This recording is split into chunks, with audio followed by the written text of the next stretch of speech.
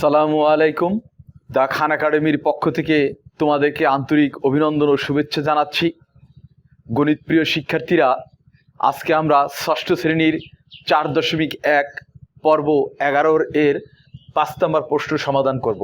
5 নম্বর প্রশ্নে রয়েছে পাঁচের ক এবং খ রয়েছে, কিন্তু আজকে আমরা এই পর্বের সমাধান করব 5 ক। প্রত্যেক পদের সহগ নির্ণয় করো। প্রত্যেক পদের সহগ নির্ণয় করো। তাহলে আমরা জানি কি সহগ চলক সম্পর্কে আমরা ইতিপূর্বে প্রথম পর্ব 1 নম্বর পর্বে আমরা চলক সূচক প্রতীক এইগুলো সম্পর্কে একটা ধারণা পেয়েছি। তারপর আজকে আমি বলবো যে যেহেতু সহগ নির্ণয় করতে বলছে, তাই সহগ সম্পর্কে আমাদের একটু জানা থাকা দরকার। সেটা হলো যে প্রত্যেক পদের যেহেতু সহগ নির্ণয় করতে বলছে, এখানে রোমান সংখ্যায় মোট 60টি প্রশ্ন আছে। এই 60টি প্রশ্নের সমাধান করব আমরা। সহগের সংজ্ঞা হলো কোনো রাশিতে চলকের সাথে যে সংখ্যা প্রতীক গুণক হিসেবে যুক্ত থাকে তাকে সহগ বলা হয়। বলা হয়েছে যে সহগ হলো কোনো রাশিতে চলকের সাথে যে সংখ্যা প্রতীক গুণক হিসেবে যুক্ত থাকে তাকে সহগ বলা হয়। দেখো 1 নম্বর অঙ্কটা রয়েছে 6b। তো 6bর সাথে বিটা হচ্ছে চলক, আর বি এর সাথে গুণক হিসেবে আছে কি 6, তাই 6টা হচ্ছে সহগ। তাহলে আমরা এই 7 অঙ্কের সমাধান করি। আচ্ছা, তাই 5 ক সমাধান। এই তো 5 ক, এই 5 কটাকে আমরা সমাধান করব। সমাধানে 5 কয়ে 1 নম্বর প্রশ্ন আছে 6b। তো এই 6b কি অবস্থায় আছে? 6b গুণ আকার আছে। তাহলে আমরা লিখতে পারি 6 × b। তাহলে অতএব b এর সহগ হলো 6। এটাই অ্যান্সার। দেখো বি এর সহগ হলো 6। এই তো আমরা যে সংখ্যাটা জেনেছি এই সহগের সংখ্যা অনুপাতে, তাহলে সহগ চলক হচ্ছে বি, এই চলকটা হচ্ছে বি এর সাথে যে সংখ্যা প্রতীক আছে ওটা হচ্ছে সহগ। তাহলে বি এর সহগ হলো 6। তাহলে আমরা 1 নম্বর প্রশ্নের সমাধান পাইলাম রোমান সংখ্যার। এবার এই 2 নম্বর প্রশ্নের সমাধান করব। 2 নম্বরে আছে xy। তাহলে এখানে আছে xy, কিন্তু এখানে কোনো সংখ্যা প্রতীক নেই। আমরা ইতিপূর্বের ভিডিওগুলোতে জেনেছি, ইতিপূর্বের পর্বগুলোতে শিখেছিলাম, যদি কোনো চলকের সাথে কোনো সংখ্যা প্রতীক না থাকে, অর্থাৎ চলক সংখ্যা প্রতীক ছাড়া থাকে, তাহলে ওই চলকের সাথে অথবা ওই সংখ্যা প্রতীকের সাথে ওই আক্ষরিক প্রতীকের সাথে আমরা একটা 1কে মনে মনে ধরে নিব, তাহলে এখানে xy এর সাথে কি আছে? 1 আছে। 1 কি অবস্থায় আছে? গুণ অবস্থায় আছে। তাহলে আমরা এটাকে লিখতে পারি 1 × xy। অতএব xy এর সহগ হলো xy এর সহগ হলো 1। এটাই অ্যান্সার। এবার আমরা 2 নম্বরকে জানলাম। এবার আসলে এই 3 নম্বরকে জানবো। 3 নম্বরে কি আছে? 3 নম্বরে আছে 7ab। তাই 7abর সাথে 7 কি অবস্থা আছে? গুণ আকার আছে। তাহলে গুণ আকার থাকলে এটা আমরা কিভাবে লিখতে পারি? 7 × ab। তাহলে আমরা লিখব অতএব ab এর সহগ হলো 7। এটাই অ্যান্সার। তাহলে আমরা 3 নাম্বার জানতে পারলাম। 3 নাম্বার শেখা হলো। এবার আমরা শিখব 4 নাম্বার।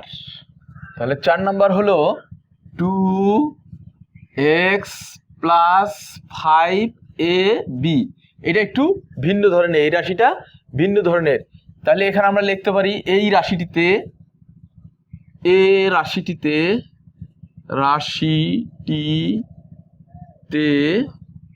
দুটি পদ রয়েছে, দুটি পদ রয়েছে, দুটি পদ রয়েছে।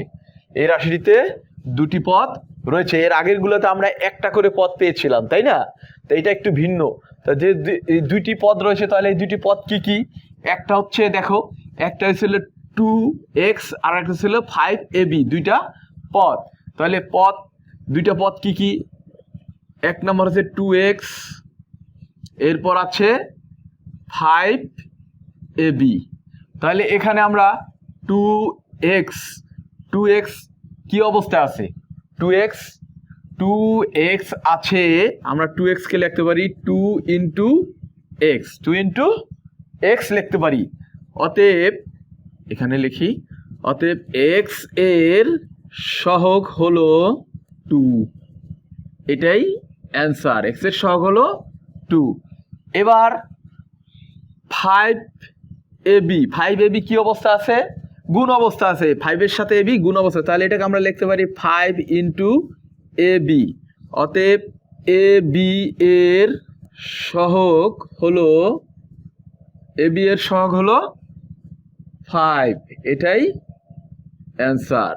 পরীক্ষায় আসলে আমরা এইভাবে লিখে দেব, তাহলে আমরা ভালো মার্ক ক্যারি করতে হবে। এখানে দুইটা অ্যান্সার হবে, কারণ এই রাশিটিতে দুটি পদ রয়েছে, তাহলে আমরা এখানে দুইটা উত্তর পেলাম।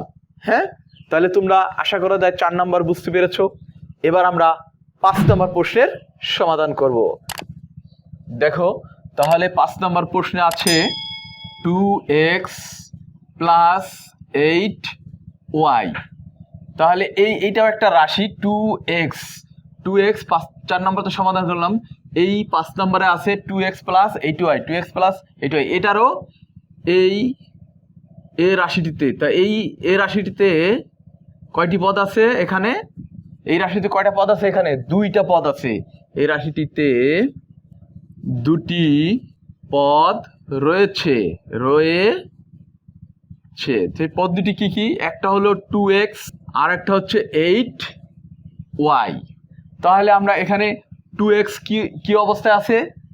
2x আছে, x এর সাথে 2 গুণ অবস্থা আছে, তাহলে এটাকে আমরা লিখতে পারি 2 ইন্টু x। অতএব x এর সহগ হলো 2, এটাই অ্যান্সার। তাহলে এবার 8y কি অবস্থায় আছে? 8y আছে, 8y এর সাথে 8 গুণ অবস্থায় আছে, তাহলে আমরা কি লিখবো? 8 ইন্টু y। অতএব y এর সহগ হলো 8, এটাই অ্যান্সার। আশা করা যায় তোমরা বুঝতে পেরেছো, অনেক সহজ। এইভাবে তোমরা পরীক্ষা আসলে এইভাবে লিখে দেবে। তাহলে আমরা 5 নম্বর প্রশ্নের সমাধান পেলাম। এবার আমরা 6 নম্বর প্রশ্নের সমাধান করব। দেখো, 6 নম্বর প্রশ্নে আছে, এই তো 6, এই যে 6 নম্বরে আছে 14y মাইনাস 4z। এই রাশিটিতে কয়টা পদ রয়েছে? দুইটা পদ রয়েছে। তাহলে আমরা লিখবো এই রাশিটিতে দুটি পদ রয়েছে। রাশিটিতে কয়টি পদ রয়েছে? দুটি পদ রয়েছে। কি কি সেটা? 14y তারপরে মাইনাস 4z, এই দুইটা পদ রয়েছে। তাহলে এটা 14y কি অবস্থায় আছে? 14y কি অবস্থা আছে? y এর সাথে 14 কি অবস্থা আছে? গুণ অবস্থা আছে। তাহলে আমরা লিখতে পারি 14 ইন্টু y। অতএব y এর সহগ হলো 14, এটাই অ্যান্সার। তাহলে আমরা বুঝতে পারলাম এটা একটা অ্যান্সার, এটা পেলাম। তাহলে এবার মাইনাস জেড। এবার দেখো, মাইনাস 4z এই দুইটা কি অবস্থা আছে? মাইনাস 4z এর সাথে গুণ অবস্থা আছে। তাহলে আমরা লিখতে পারি কি? Minus 4 into Z. অতএব জেড এর সহগ হলো মাইনাস 4, এটাই অ্যান্সার। এটারও দুইটা করে উত্তর হবে, কারণ এটায় দুইটা রাশি রয়েছে, একটা এই রাশিটাতে দুইটা পদ রয়েছে, তাই দুইটাই অ্যান্সার হবে। যদি তিনটা পদ থাকতো তাহলে তিনটা অ্যান্সার হইতো। তাহলে এইভাবে তোমরা লিখে দিবে। তাহলে আশা করা যায় তোমরা বুঝতে পেরেছো। আমরা 6 নম্বর প্রশ্নের সমাধান পেলাম। তাহলে এবার চলো আমরা সর্বশেষ 7 নম্বর প্রশ্নের সমাধান করি। দেখো 7 নম্বর প্রশ্ন হচ্ছে -1/2 অর্থাৎ -12 x y z। এটা হচ্ছিল 7 নম্বরের সমাধান এখন আমরা করব এই 7 নম্বরের এটার।